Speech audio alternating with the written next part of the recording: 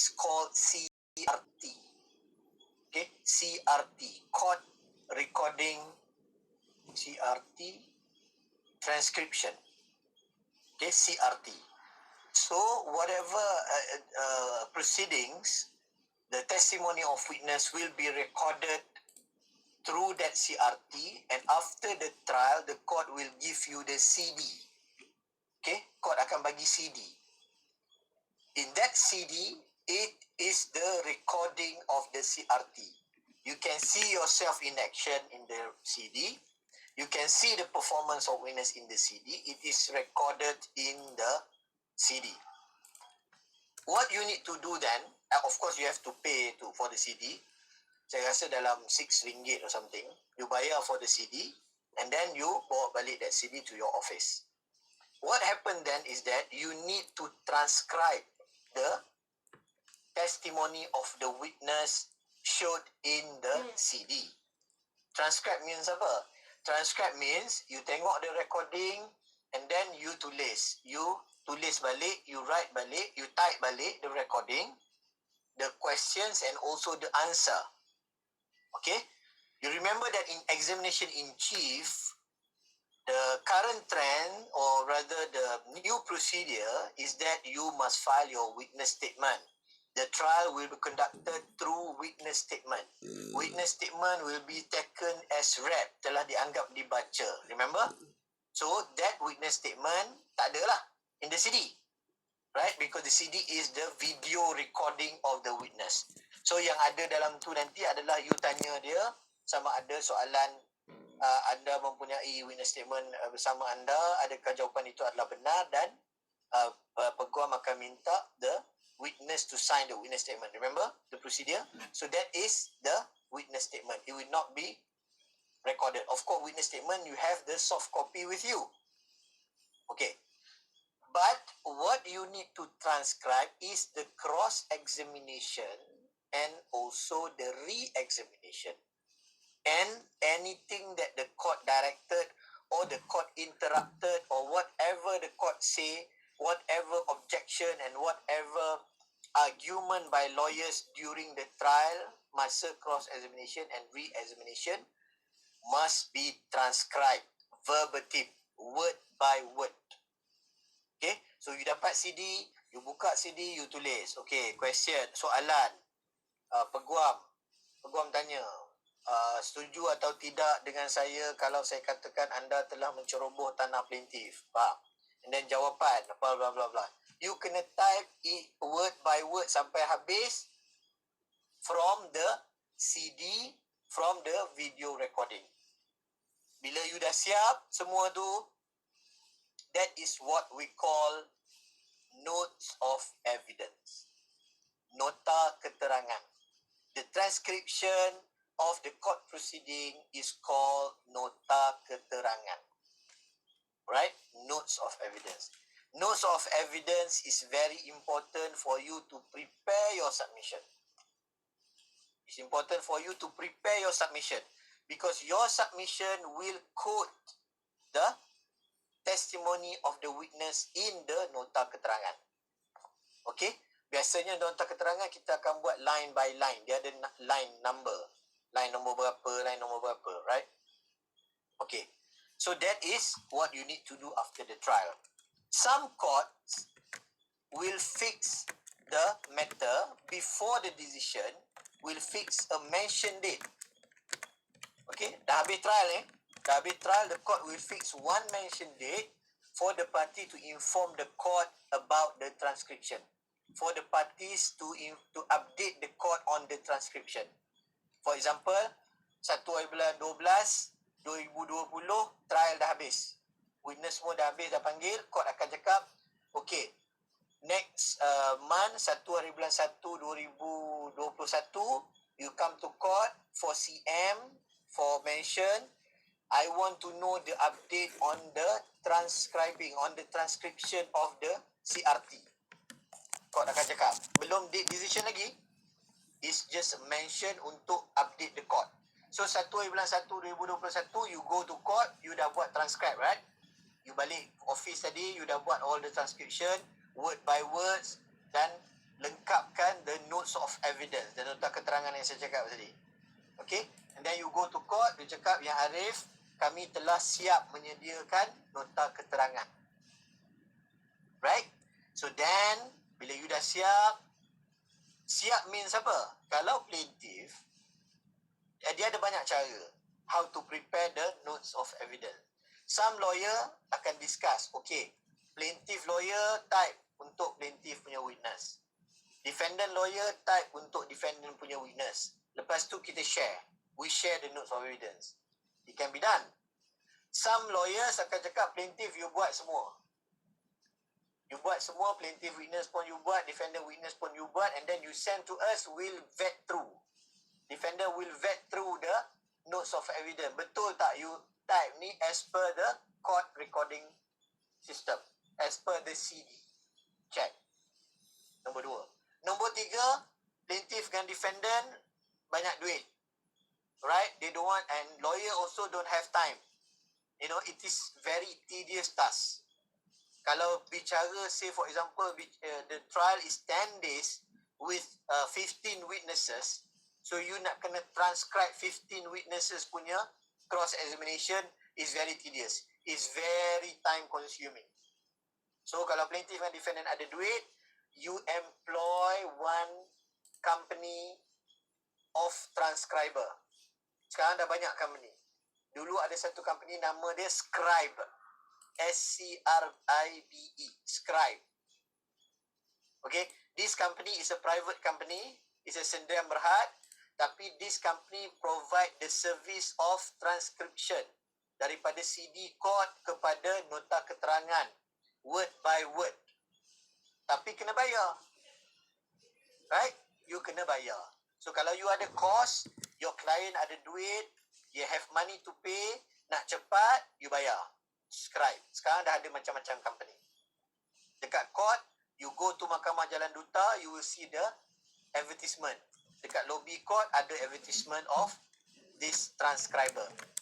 And then the transcriber pula, dia ada macam-macam package. Package nak siap dalam masa 2 days.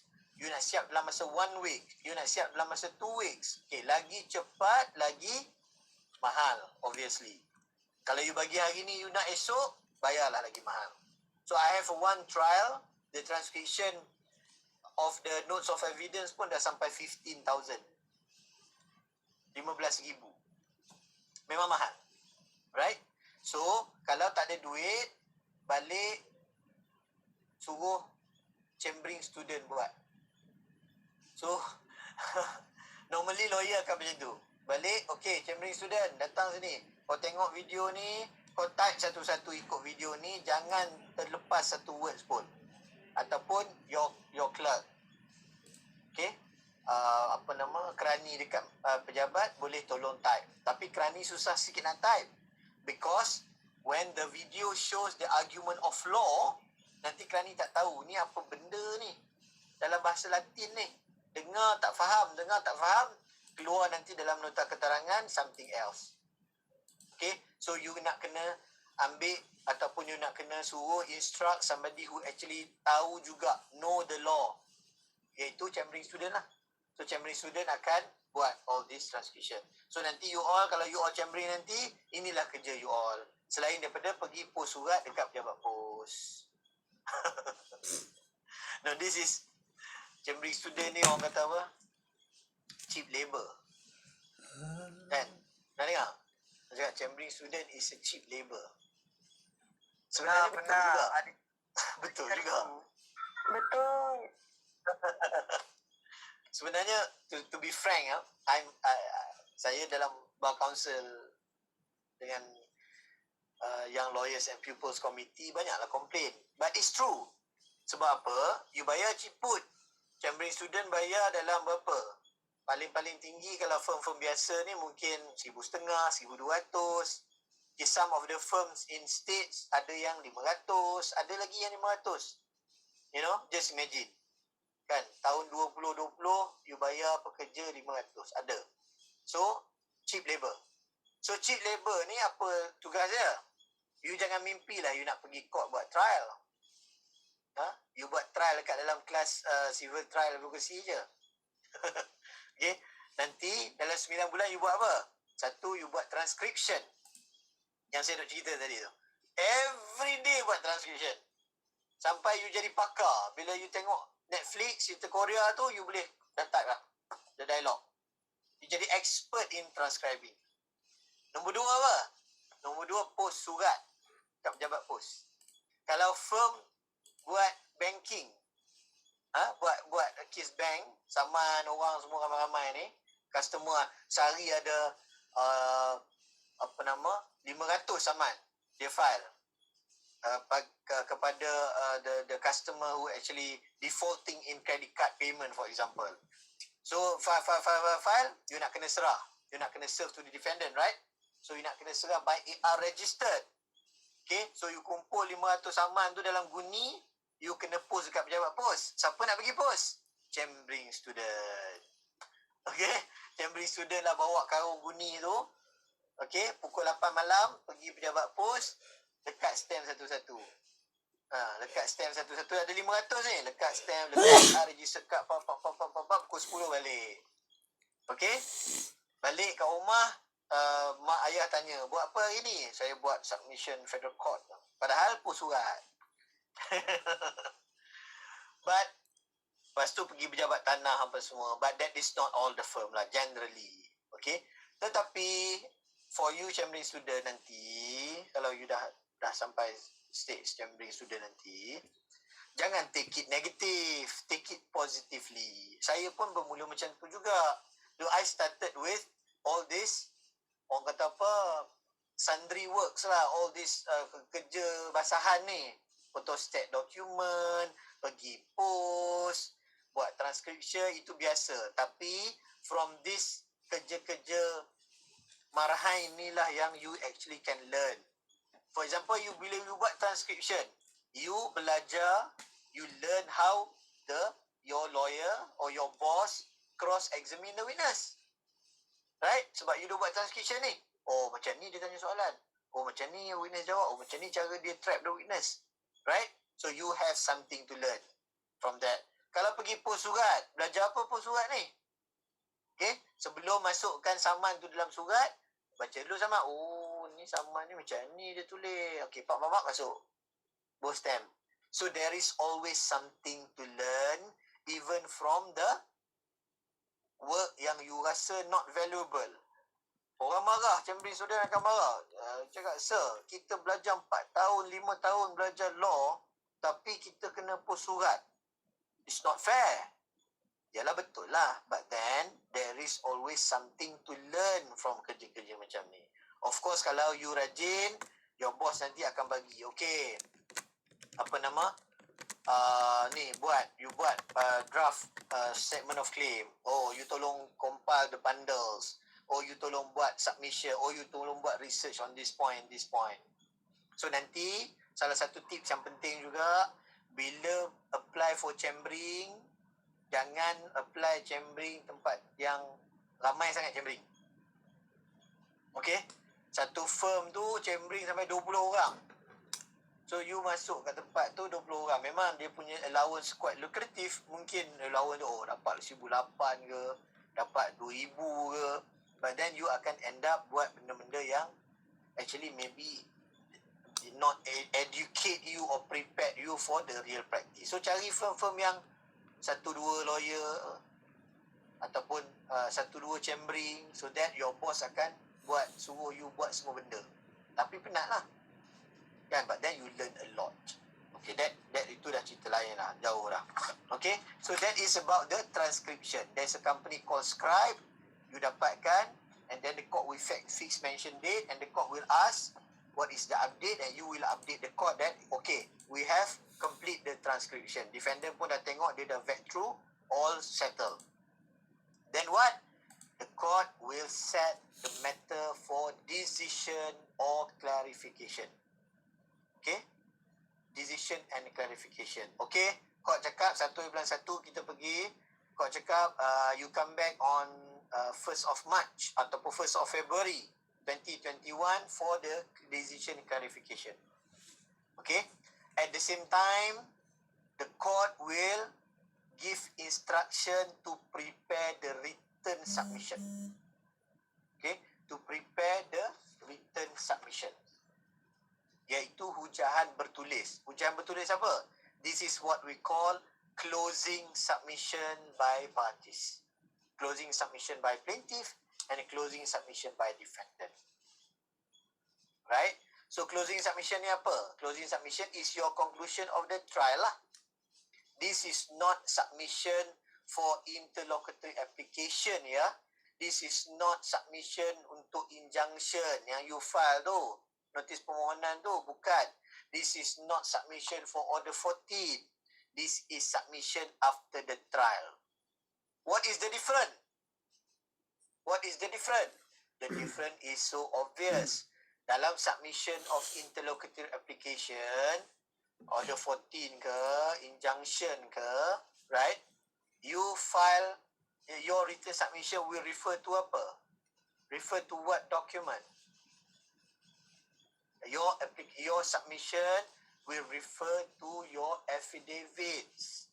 Sama ada affidavit in support by the plaintiff, by the applicant, ataupun refer to the affidavit in reply by the defendant. Okay? You all buat hearing untuk injunction, you akan argue. There is no frank and full and frank disclosure by the plaintiff when applying for ex parte injunction, for example. Okay? We refer to the affidavit in support, paragraph 4, 5, 6, whereby the plaintiff did not disclose the fact that apa. Right? This is your submission. Dah file submission ke for injunction? For your CP dah kan? Right? Dah. Okay. So, your reference is to the affidavit. And then, of course lah, you masuk case law lah. Full and frank disclosure apa. And then you masuk case Ikatan Inovasi. You masuk case apa, Kit Gerard Francis. You masuk case apa, Tinta Emas against Bank Islam. You masuk case, semua all the case about injunction, blah blah. You masuk case Mariva Compania Navira. Semua. And then you refer as evidence to your affidavit. But here, in closing submission, your submission will refer to the notes of evidence yang you transcribe tadi. Referring to notes of evidence means referring to the testimony of witness. Kenyataan-kenyataan yang diberikan oleh saksi sama ada dalam penyata saksi ataupun semasa sesi pemeriksaan balas, cross-examination ataupun dalam sesi re-examination. Number one, you will refer to the testimony of witness. Number two, in your written submission tadi, closing submission, you will also refer to apa? Exhibits. You remember yang kita tanda hari tu? Kita tanda P1, P2, P3, tiba-tiba ID4, ID5, lepas tu D1, D2, D3. This is the document or exhibits that you will refer in your closing submission. Okay, so dua benda you refer dalam closing submission. First is nota keterangan, notes of evidence yang mana ada keterangan saksi. And number two is all the exhibits. Exhibit tu ada kat mana? Ada dalam apa? All the exhibits yang kita tanda P1, P2, P3 ni. Ada dalam bundles of document yang you file kan petang tadi, right? Common bundles of document. So that those are the documents that you will refer in your written submission. And then nombor 3, barulah you refer to the case law or the provision of law yang mana you nak argue in your case lah, right? So kalau dalam tak kisahlah, saya pun tak tengok lagi case apa you all buat, but in whatever case that you buat, you baru masuk the law. Dekat situ yang you akan argue based on the exhibits and also notes of evidence. So that is closing submission. That's that first part. Second part is how is the structure? Okay? What is the structure of the written submission, hujahan bertulis. Strukturnya macam mana? Right? Okay. Structure of written submission ni kadang-kadang it would depends on the lawyer, the personal style of the lawyer. Some lawyer ada certain style, other lawyer might have different style. But saya akan bagi generally what should have. Apa yang perlu ada dalam written submission. First sekali, nombor satu sekali adalah you kena masuk your opening remark.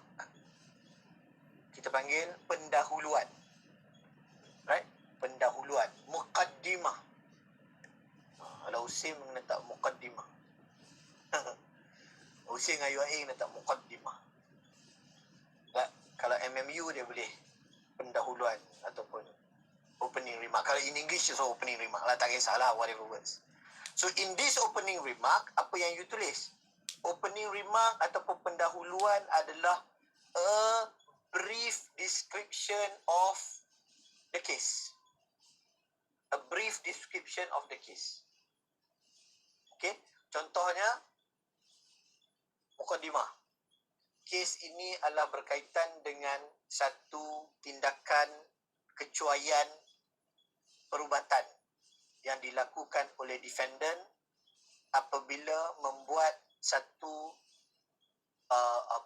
satu prosedur pembedahan ke atas plaintiff yang menyebabkan plaintiff mengalami pendarahan yang serius. Dan defendant telah, menurut saksi-saksi yang memberi keterangan, defendant telah tidak mengikut prosedur yang betul. Cukup. Right? Mukadimah. Mukadimah just a brief description of your case. Number one. Number two is the trial. Kita panggil pembicaraan. Right? Pembicaraan. Awak boleh buat satu tajuk satu opening remark. Lepas tu 1.1, 1.2, 1.3. Ni awak buat dua pembicaraan. Okay? Pembicaraan sorry. Saya backtrack sikit. Nombor 2 bukan pembicaraan. Nombor 2 adalah pleadings. Okay, pleading. Buat tajuk pleadings. Bukan pembicaraan lagi Pleadings. So, saya cakap, dalam kes ini, pihak-pihak telah memfailkan pleading-pleading yang berikut. Dokumen-dokumen berikut. 1, penyataan tuntutan difailkan bila. 2, penyataan pembelaan difailkan bila. 3, apa. Simple je, brief. Okay. Nombor 3, perbicaraan. Dia bagi tahu apa dalam tu? 3.1. Perbicaraan di dalam kes ini telah the trial in this section has been held for 10 days. Iaitu bila tarikh? Tarikh. Okay. During the trial, number 2, during the trial, the plaintiff has called 5 witnesses. As follows. Witness number 1, siapa? Ahmad bin Abu. Ahmad bin Abu buat dalam kurungan SP1. Okay, apa SP? Apa SP1 ni? SP tu apa? SP is saksi plaintiff. Ataupun dalam Englishnya PW1. Kalau dalam bahasa Melayu, kalau buat submission bahasa Melayu, PS pula. SP1, saksi plaintiff 1. Kalau dalam bahasa Inggeris, PW1, plaintiff witness number 1. Awak buat SP-1 ataupun PW-1. So, the plaintiff has called 5 witnesses as follows. First, Ahmad bin Abu dalam kurungan SP1. 2, Aminah bin Fatimah dalam kurungan SP2. 3, siapa? SP3, SP4 dan SP5. And then paragraph number 3, you said defendant has called 10 witnesses as follows. Nombor 1, Karim bin Razak, DSD1. saksi defendant 1 ataupun in English DW1. This is all important marks. So nanti dalam submission you akan cakap DW1 has given testimony during cross examination that apa. Right? PW5 has given statement that blah blah blah blah blah. Okay, so that is pembicaraan. Okay. Number 4, the documents. Okay. The documents that have been tendered as exhibit during the trial is as follows. P1 apa? P2 apa? P3 apa? You remember the marking? Yang kita mark hari tu P1 sampai P21. D sampai D22. Ada ID. ID need to convert to P. Kena panggil maker what not. Saya dah cerita kan? So that one you cerita. Documents.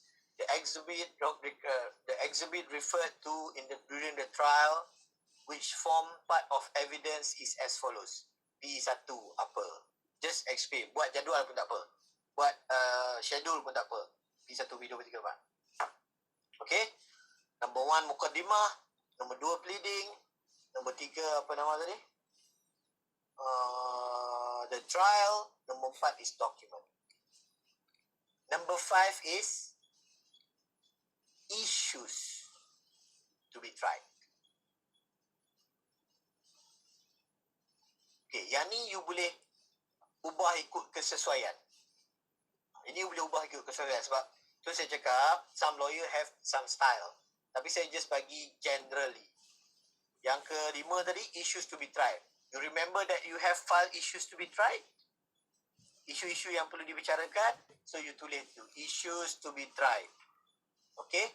The issues to be tried in this case are as follows. 1, 2, 3, 4, 5.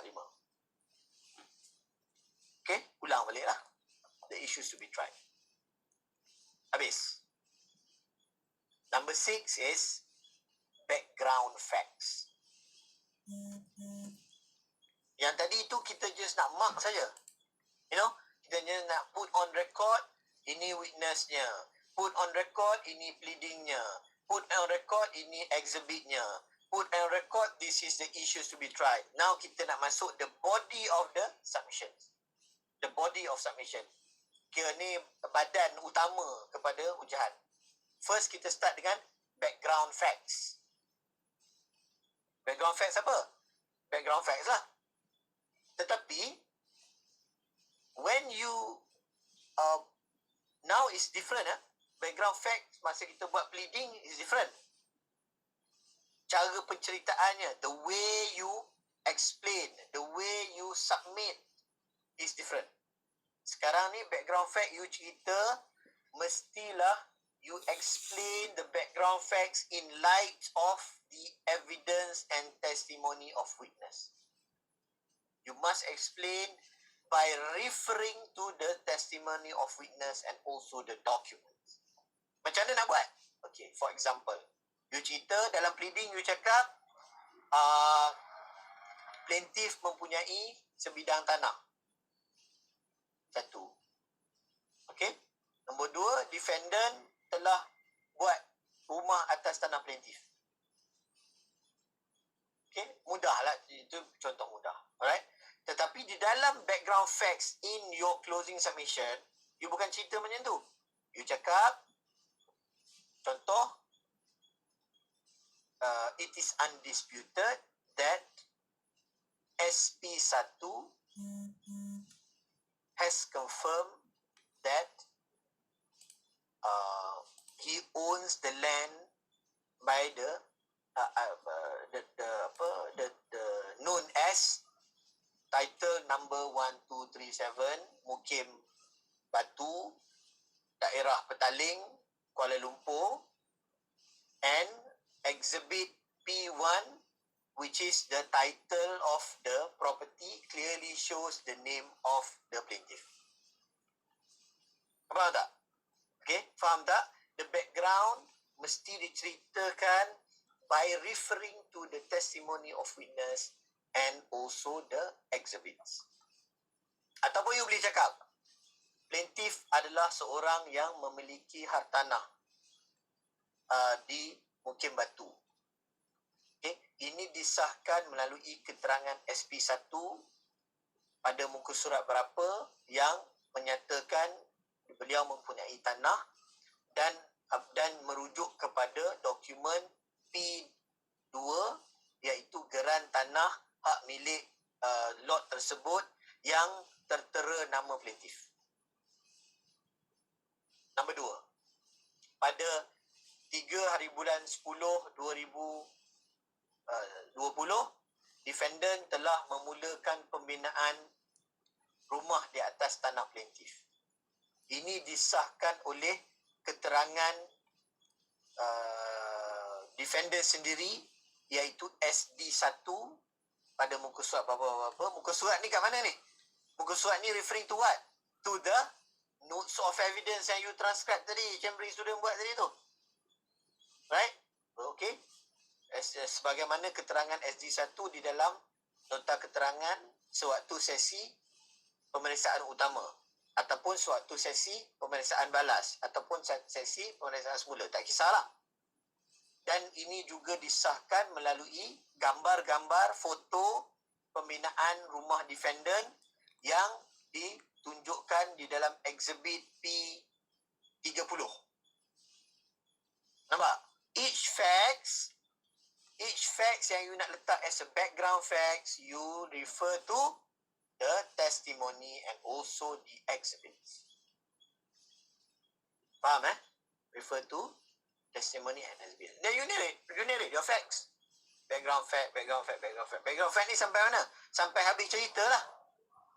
So kalau case of trespass for example, plaintiff ada tanah, defendant buat rumah, defendant buat rumah atas tanah plaintiff, masuk tanah plaintiff, plaintiff bagi notis amaran kepada defendant, defendant jawab kata ini tanah dia, tapi sebenarnya ini tanah plaintiff sebab plaintiff ada perjanjian dengan bapa defendant. Tak kisahlah whatever fact, sampailah plaintiff telah menghantar notis tuntutan melalui peguamnya dan defendant tidak jawab dan plaintiff memfailkan tindakan ini.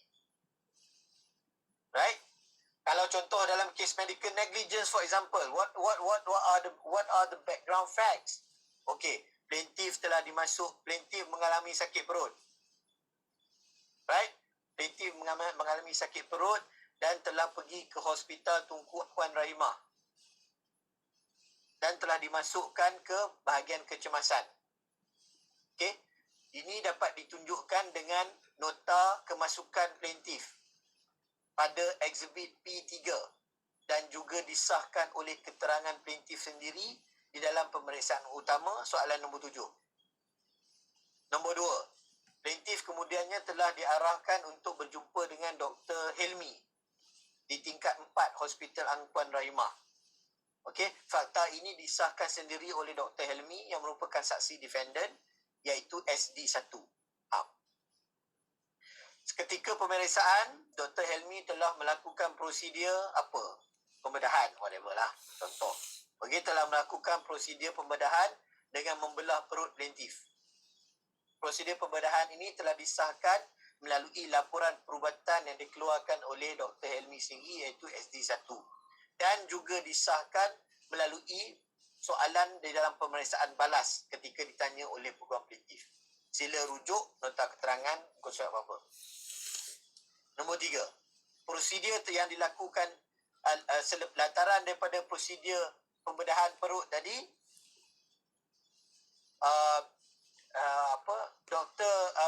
defendant telah tertinggal gunting di dalam perut plaintiff. Okey, ini dapat disahkan oleh salinan X-ray yang dibuat selepas pembedahan yang mana telah diterima sebagai exhibit P10 dan keterangan daripada plaintiff sendiri iaitu SP1 contoh. Okey, oleh yang demikian defendant prosedur yang dilakukan oleh plaintiff tersebut adalah prosedur yang tidak mengikut standard. Ini disahkan oleh keterangan pakar iaitu siapa? Dr. Azmin. yang memberi keterangan, iaitu SP7.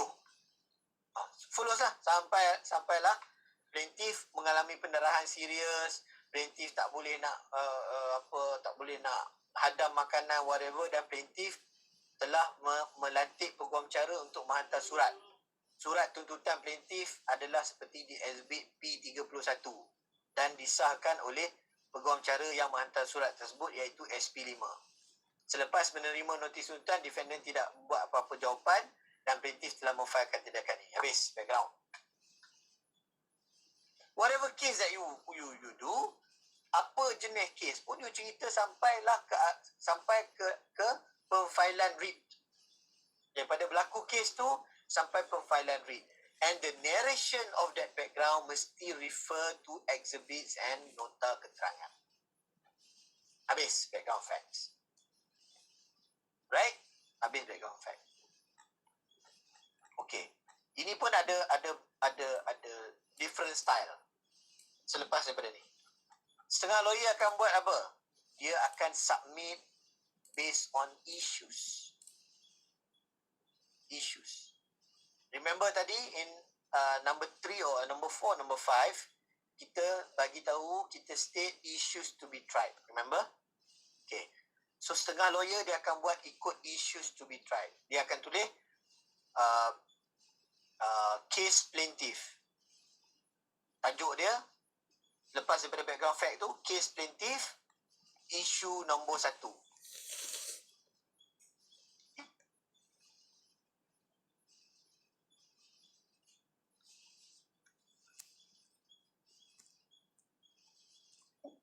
Mempunyai tanggungjawab berjaga-jaga.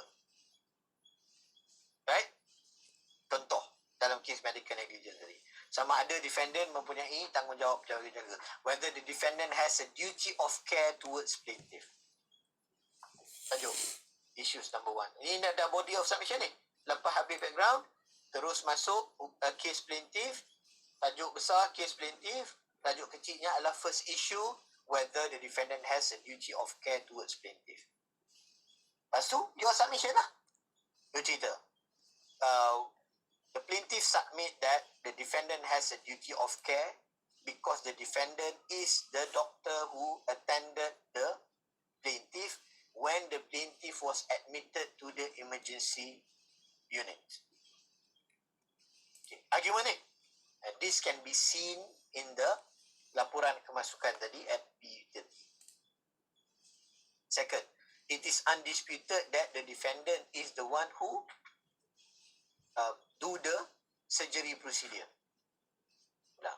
Kalau benda ni mungkin dia akan ulang background facts, tapi you ulang dalam bentuk you nak argue issues to be tried. Okay, you cerita facts. Habis, and then you conclude. Belum conclude lagi. You state the law. Tadi you cerita facts je kan? Facts yang berkenaan, the facts related to the issues yang kita bincang tadi, which is breach of duty of care.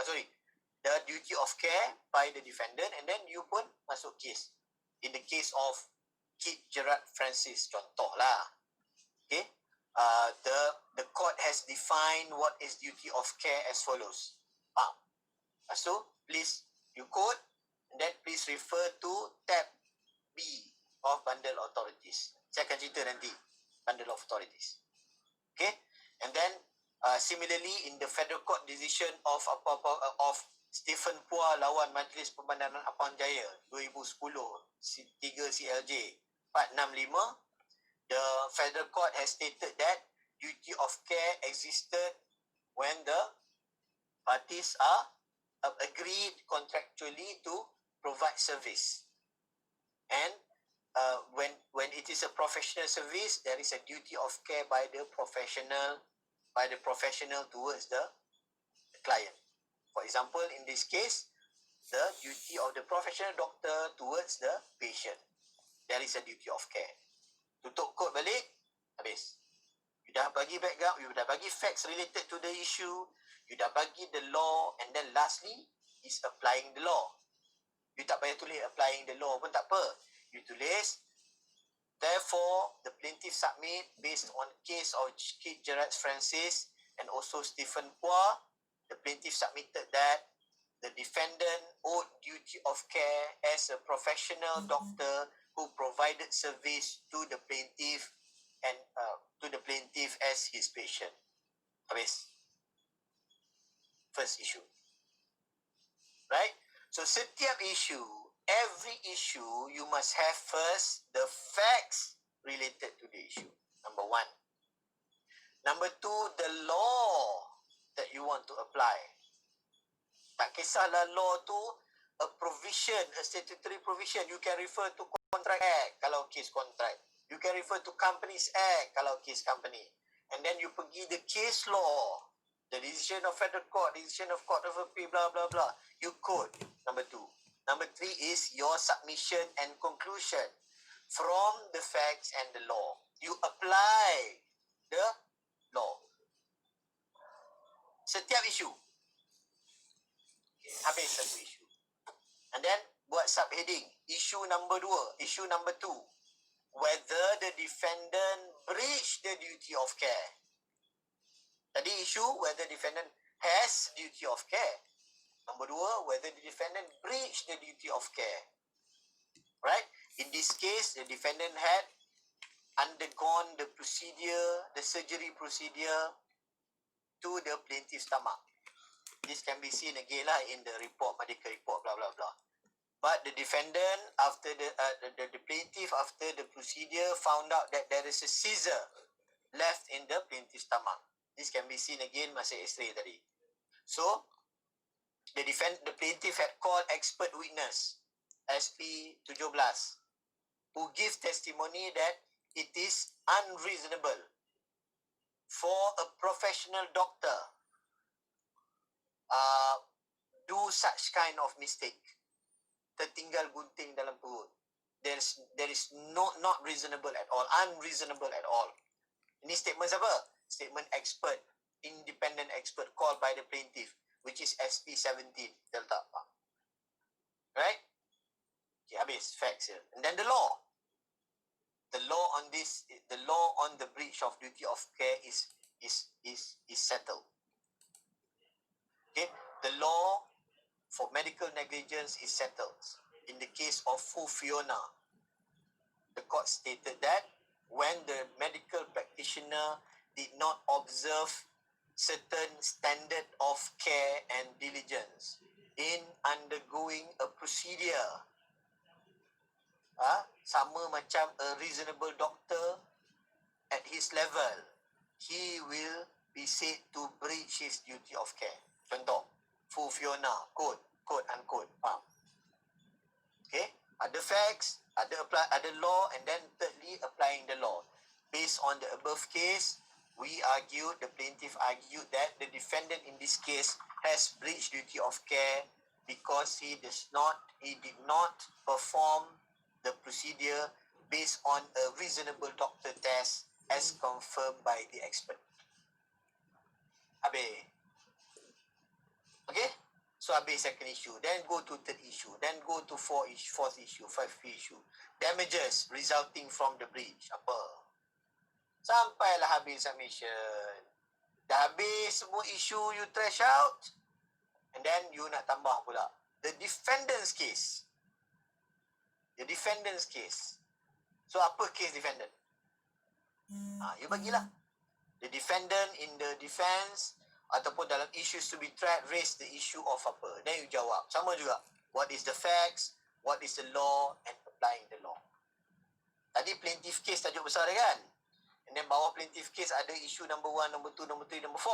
And then defendant case. Okay, apa defend? Contohnya kalau dalam case of defamation, defendant punya defend adalah what do you call that? Justification. So what subheading?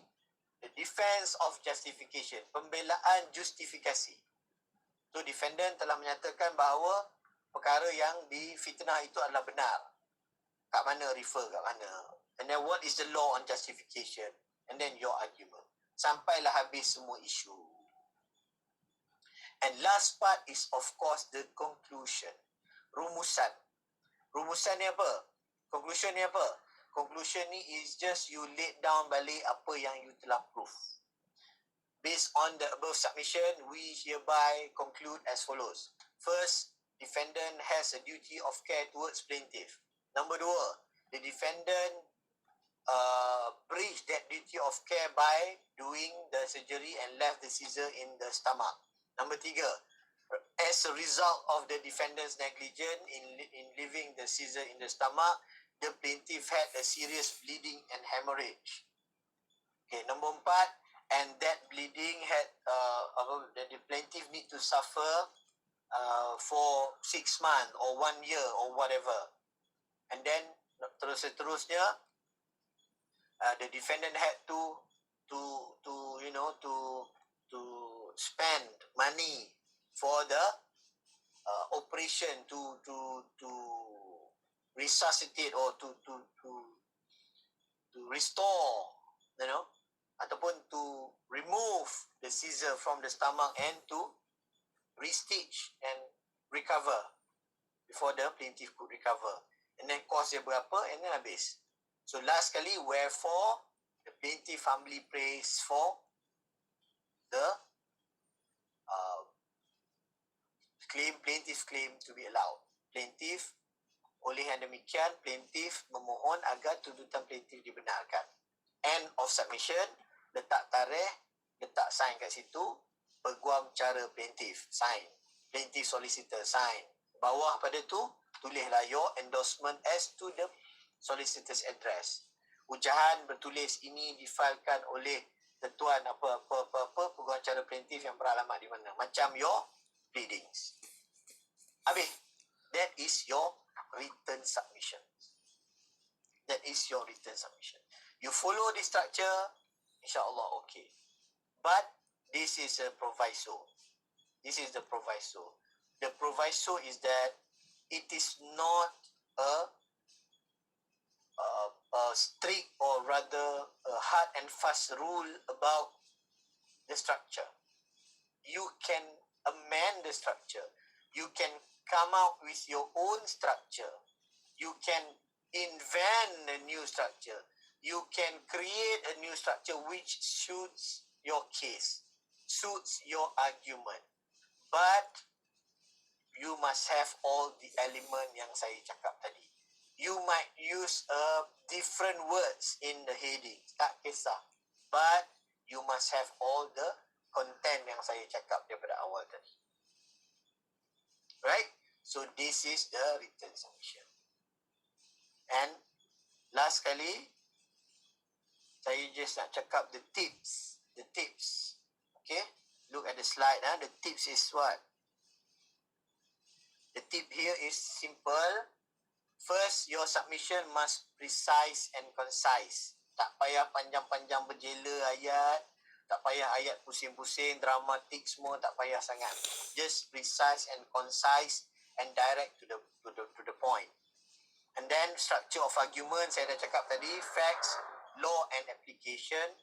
And then use plain language. Jangan bombastic sangat, jangan nak English tu nak nampak power sangat, jangan nak Latin sangat, tak payah.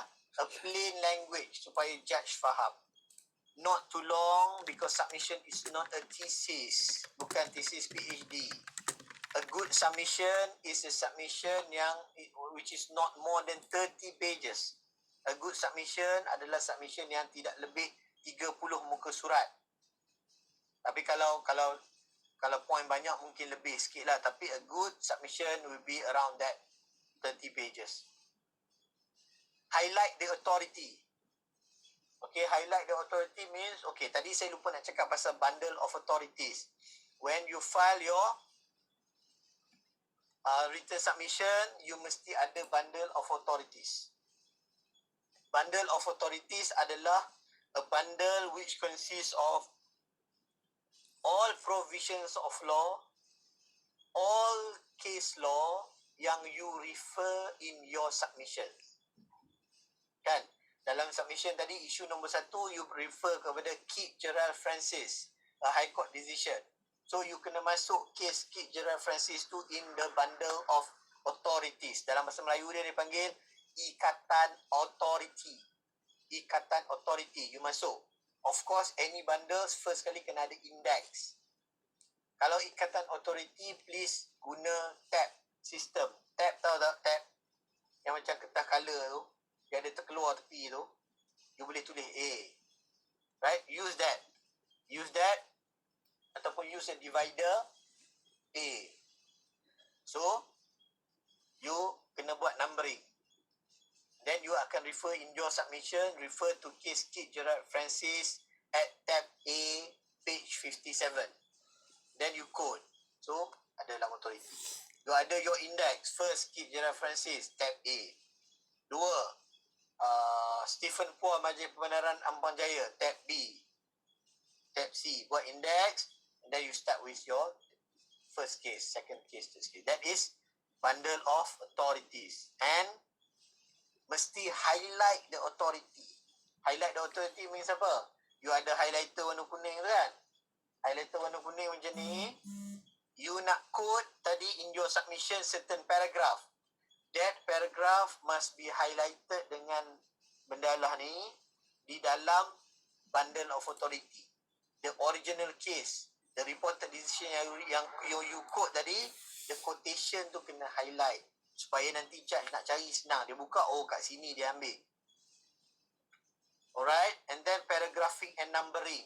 Ini biasa. Dengan saya, my style and most of the seniors punya style adalah you guna sistem numbering 1.1.1.1. So maksudnya, kalau heading dia number 1, sub-para dia 1.1. Apa cerita? Kalau 1.1 tu ada sub-para pula, 1.1.1, 1.1.2, 1.1.3 and so on so forth. Heading, subheadings mesti bold and italic. Either bold or italic. You can boleh buat bold, you boleh buat italic ikut kesesuaian. But must be, apparent, must be, nampak more than other text. And then footnote. Footnote ni you boleh guna when you refer to case and tab tadi. And when you refer to your notes of evidence. Contohnya tadi, plaintiff mempunyai sebidang tanah bla bla bla bla. You boleh letak kat ujung tu.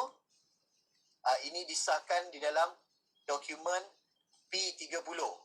Macam tu yang saya cakap. Ini disahkan dalam dokumen yang bertanda P30.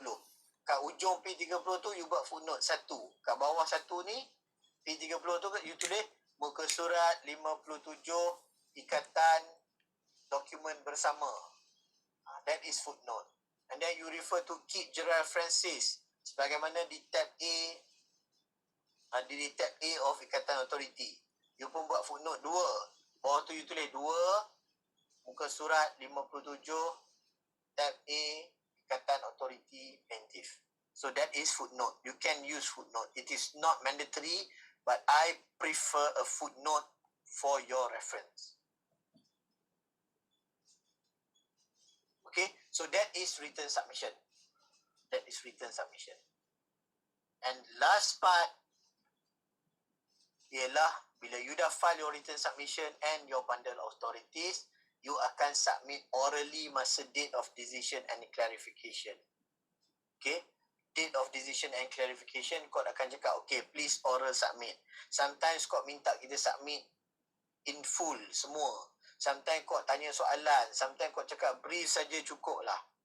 Whatever it is, you ikut structure written submission tadi.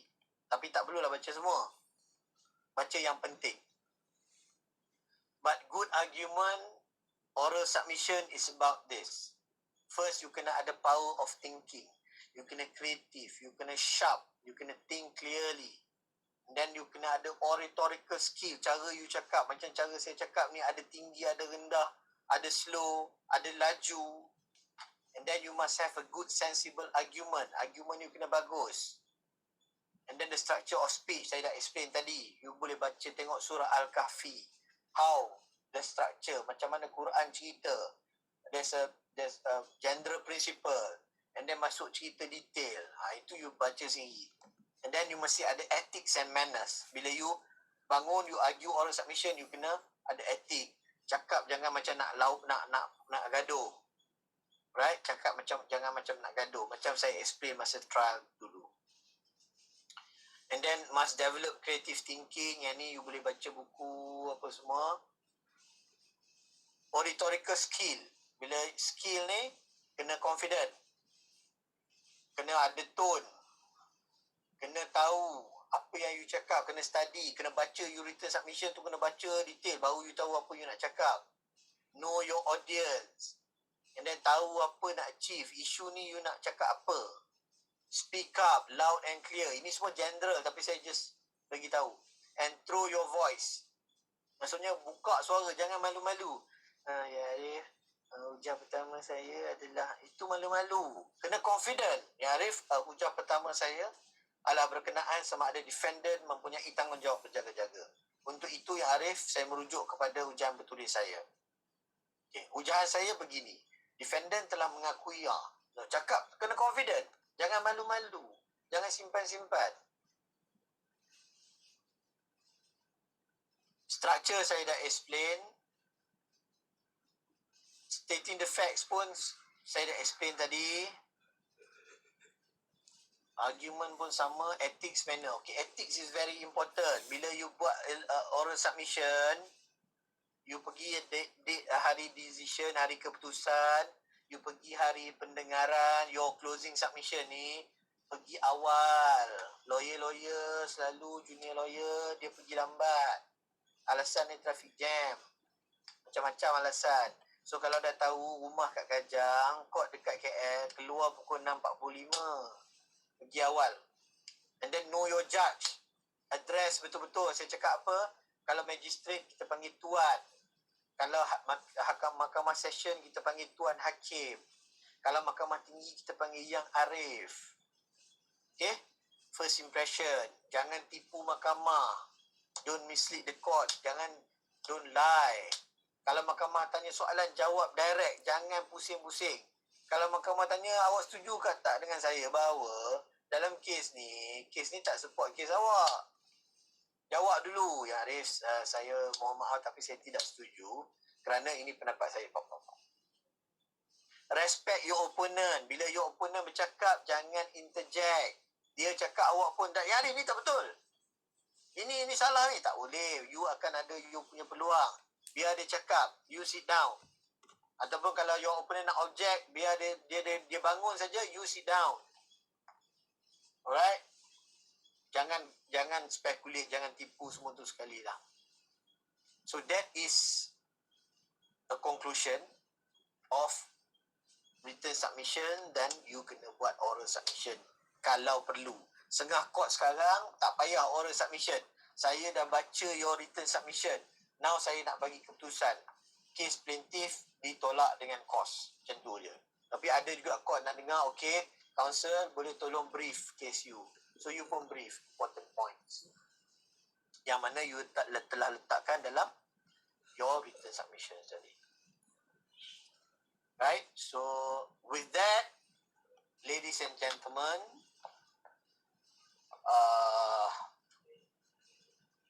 ends our discussion on civil trial advocacy daripada awal sampailah closing submission, sampailah dapat keputusan menang ataupun kalah.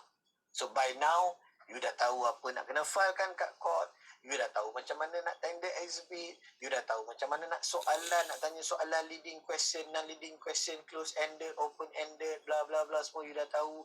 You dah tahu nak object apa, you dah tahu macam mana nak tender exhibit, you dah tahu nak buat written submission, and you dah tahu nak buat oral submission based on that written submissions. So itulah yang awak akan buat every day in court in your practicing life for the rest of your practicing life. Okay?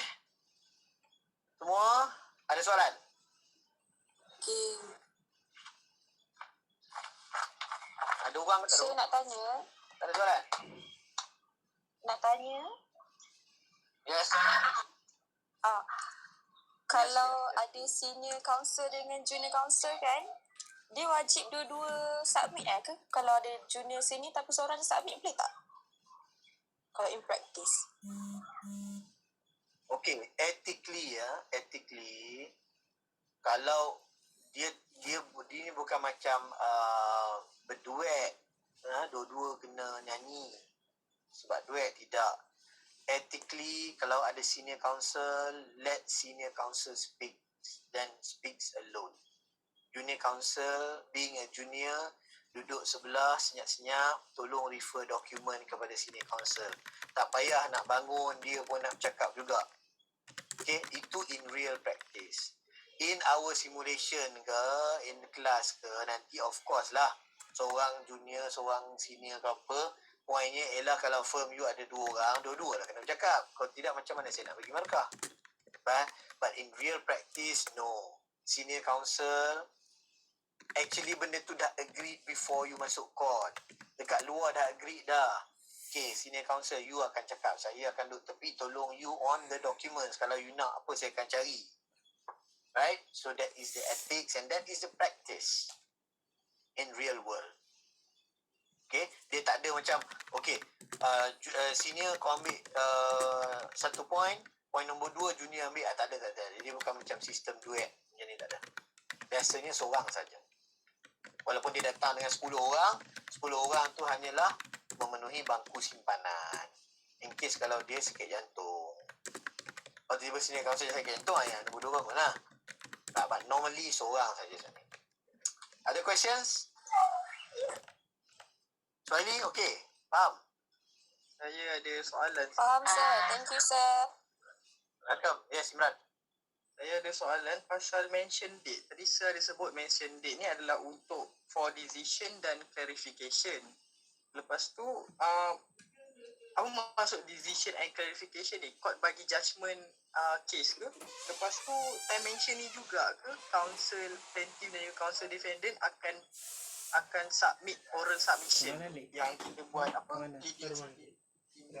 Closing written submission. Time mention date ni ke? Alright. Saya ulang balik sekali ya.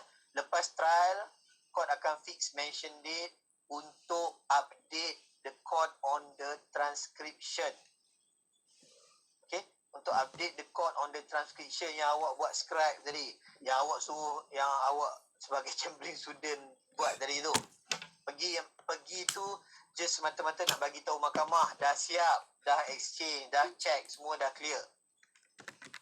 Lepas daripada mention tu, the court will fix a decision or clarification. Okay? Ataupun hearing lah. Okay? Kalau the court ni, okay, ni ada 2 jenis. Kalau court tu jenis memang nak dengar oral, dia suka dengar oral, which is jarang dah sekarang. Tapi kalau dia jenis suka, dia akan fixkan hearing date for oral submission. Jadi yang tu yang saya duk cerita oral submission ni. Okay, based on written submission yang dah file. Tapi kalau court ni dalam keadaan biasa, dah ada written submission, dia just nak clarify certain points saja. That is court fix, decision and clarification. Akan ada juga oral argument, tetapi kalau you ada nak tambah apa-apa ataupun court ada nak tanya soalan, dia bukan full submission, you submit daripada A sampai Z. Tak. Dia akan tanya, okay, actually saya dah ada decision, but I want some clarification. So, hujah nombor 1 ni, you cakap macam ni. So, saya nak tanya, sebenarnya macam mana? Oh, kita pun jawab, bla bla bla, sebenarnya macam ni, habis. Okay, tak apa, terima kasih atas clarification tersebut. Ini adalah keputusan saya. Okay. Kalau dalam case court fix hearing, ada kemungkinan, okay, hari ni adalah hearing, kita pun argue daripada A sampai Z, court akan cakap, okay, saya tak boleh nak buat keputusan, setelah mendengar pihak-pihak, saya akan tetapkan 1 tarikh lagi untuk keputusan. Pun boleh juga. So, pada hari keputusan tu, datang just dengar je lah. Ya, Arif hari ni dia tetapkan untuk keputusan. Okay, keputusan saya macam ni, dia pun baca. So, ada dua kemungkinan. Ikut mahkamah. Okey? Ada soalan lain? Okay. Okay. Thank you, sir. Jelas. Welcome. Pasal saya nak tanya balik pasal written submission tadi tu, yang closing submission tu. So selalunya in general draft dia start dengan introductory remarks, mukadimah, lepas tu pleadings. Yes. Lepas tu issue to be tried. Dia dah masuklah semua tu. Yang macam saya apa dia?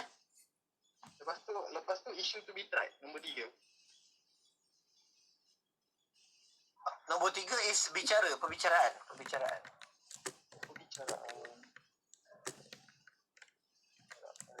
Maksudnya apa yang jadi masa trial tu lah. Yang calling of witness tadi lah.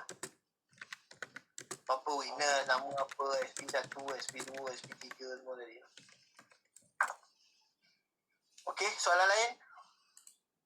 Thank you, sir. Alright. Soalan lain ada tak?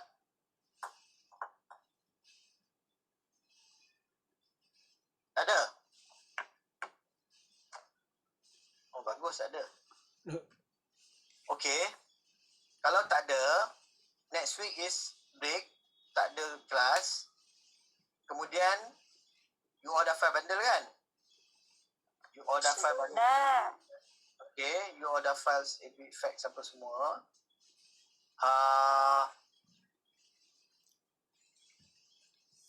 Okay, saya akan bagi arah you all rehat dululah. For break tu rehat. So lepas nanti kita akan pecahkan kepada 3 kumpulan dan saya dan facilitator lain akan bagi arahan kat sana. First kali of course you kena buat written submission. You kena buat witness statement and then kita akan buat cross examination. DIC, tender exhibit apa semua tu. Tapi nanti saya pun tak tahu lagi, saya kena deal dengan faculty macam mana nak arrange masa. Kalau dalam CP tu, your CP, masa hearing ni dibuat masa bila? Hearing each firm ni dibuat masa bila? Tutorial kelas. Depends on tutorial. Ada tutorial dah buat. Tutorial saya dah buat. Oh, maksudnya dalam satu masa tutorial tu, dia akan assign ni firm mana yang akan buat. Betul. So maksudnya dah ada berapa puluh firm ni. So maksudnya tutorial tu untuk satu subjek boleh jadi the whole day lah. Maksud sir?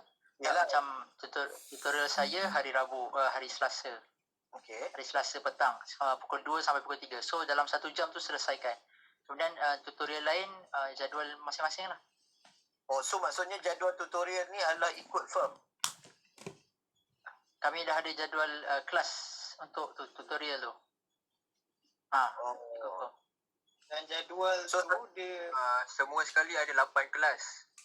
8 kelas tu, biasa satu kelas tu ada dalam 4 atau 3 firm.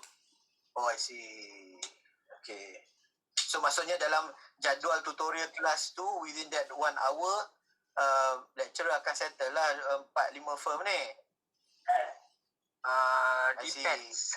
Kalau macam tutorial saya, satu hearing punya session tu 1 hari 1 jam. Kemudian untuk yang another ex parte punya ni, next session lah. Depends on the lecturer jugalah kan. Yes, indeed. Okay, saya tak ada lagi jadual tutorial for you all. In fact, saya tak tahu lagi siapa yang akan be in my class, in my tutorial. So, saya tak boleh nak cakap apa lagi. Tapi normally untuk trial ni, satu trial, 2 firm yang jadi plaintiff and defendant tu might need to spend dalam half an hour to 45 minutes. Kalau tidak, memang tak boleh nak buat apa lah. But then I will let you know macam mana kita nak arrange sebab kita akan ada 3 kelas saja. Okay, 3 kelas saya tak tahu macam mana. Ada 90 orang, satu kelas 30 orang. 30 orang tu berapa firm? Satu firm 4 orang kan. So 4 kali 7 firm. So 7 firm 1 hour memang tak sempat. So saya mungkin kena fix time 2-3 jam sehari untuk settlekan my own section lah, my own class. Tak apalah, yang tu nanti. So you all just berehat untuk mid-sem. Buka nanti, kita akan continue with the simulation. I will give further instruction. Okay? Kalau tak ada apa-apa, itu saja for the theory. Tadi ada orang tanya dekat group saya, tak sebab saya sibuk sangat tadi, saya tak sempat nak tengok. Tapi saya rasa benda tu pun dah jadi afterthought dah lah, dah tak perlu nak jawab dah kot. Sebab bundle of document saya dah cakap kan, file by plaintiff, after you exchange of index apa semua tu, compile by plaintiff lah. Saya pun tak tahu you all buat macam mana, tapi saya rasa benda tu, kalau defendant pun file bundle, dia tak jadi common bundle lah. Common bundle means agreed by both parties. Dan tanggungjawab untuk filekan common bundles adalah pada plaintiff. Because plaintiff yang filekan case, dia lah bertanggungjawab untuk completekan all documents. So, document mesti file by plaintiff. Including defendant's document. Sebab defendant's document tu dah jadi common bundle. Faham tak? Defendant's document tu kan kita dah mark A, B, C. Kan? So, jadi kalau contoh C tu, dokumen C, dokumen nombor 1, nombor 2 tu plaintiff punya. Nombor 3, nombor 4 tu defendant punya. Tak apalah. Because it's already become a common bundle. It doesn't matter siapa yang punya dokumen. Right? So, macam tu functionnya. Sebab you dah exchange the index dan you dah mark A, B, C tadi. Tak apalah, saya tengok lah. Apa tadi saya tengok satu firm tu nampak macam okey bundle dia. Tak tahulah firm lain kan. Saya ada banyak macam-macam kan. Saya tengok you all punya statement of agreed fact pun ada yang cacah merebah juga. But then tak apalah. It's a learning process. So, that's it guys. In between kalau ada soalan. Ada soalan pula. Kalau kiranya bundle dokumen tu defendant kena submit tak dekat sir? Tak payahlah. Plaintiff Tak payah, saja. tak payah. Yes. Okay, thank you sir. Alright. So apa tu yang cakap? Okay. In the meantime, kalau ada soalan, you post to WhatsApp. Tapi bagilah saya masa jawab. Saya ni hari-hari, hampir hari-hari saya pergi court. Lepas tu saya ada meeting lagi. So saya kadang-kadang tak sempat nak jawab WhatsApp. Ataupun you boleh WhatsApp me directly and wait for the answer lah. Tapi most preferably you WhatsApp dalam group. Sebab kalau tidak nanti kalau individu ni saya pun tenggelam dalam WhatsApp yang lain, saya tak sempat reply dan saya lupa. Okay, selamat berehat. Next week saya pun boleh rehat sikit. So that is all guys. InsyaAllah I see you again after next week. Assalamualaikum warahmatullahi wabarakatuh. Waalaikumsalam. Thank you, sir.